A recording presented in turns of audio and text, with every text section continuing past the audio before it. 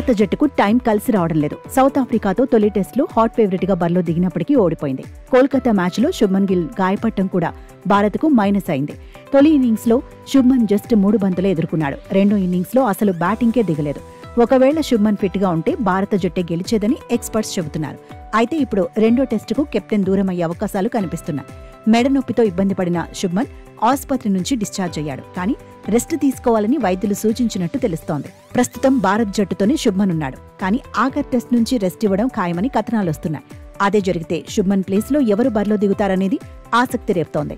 గిల్ దూరమైతే భారత జట్టును రిషబ్ పంత్ నడిపిస్తాడు. అందులో ఎలాంటి అనుమానం లేదు. ఎందుకంటే ప్రస్తుతం భారత జట్టుకు వైస్ కెప్టెన్ గా రిషభే ఉన్నాడు.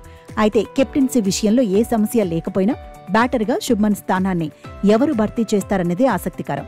ప్రస్తుతం జట్టులో సాయి సుదర్శన్, దేవదత్ పడిక్కల్ ఉన్నారు. వీళ్ళిద్దరి నుంచే ఒకరు తుది జట్టులో అవకాశం దక్కించుకుంటారు.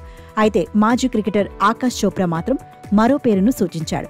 శుభ్మన్ గిల్ స్థానంలో రుతురాజ్ గైక్వాడ్ను ఆడించాలన్నాడు. సాయి సుదర్శన్, దేవదత్ పడిక్కల్ లెఫ్ట్ హ్యాండర్లని గుర్తు చేశాడు.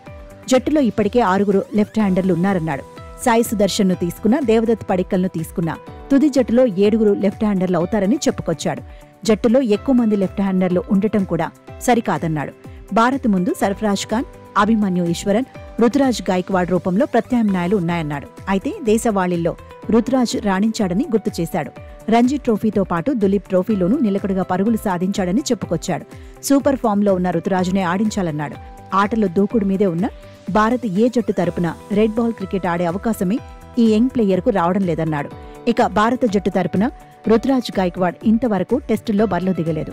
వన్డేలు, టీ20లో మాత్రం అవకాశాలు దక్కించుకున్నాడు. 6 వన్డేల్లో 115 పరుగులు చేశాడు. 23 టీ20లో 633 పరుగులు కొట్టాడు. ఫస్ట్ క్లాస్ క్రికెట్లో 43 మ్యాచుల్లో 3146 పరుగులు సాధించాడు. యావరేజ్ 45.59. ఇందులో 9 సెంచరీలు, 16 హాఫ్ సెంచరీలు ఉన్నాయి. 2023 డిసెంబర్ తర్వాత వన్డేల్లో, 2024 జూలై తర్వాత మళ్లీ టీ20లో భారత్ తరపున ఆడే అవకాశాన్ని దక్కించుకోలేకపోయాడు.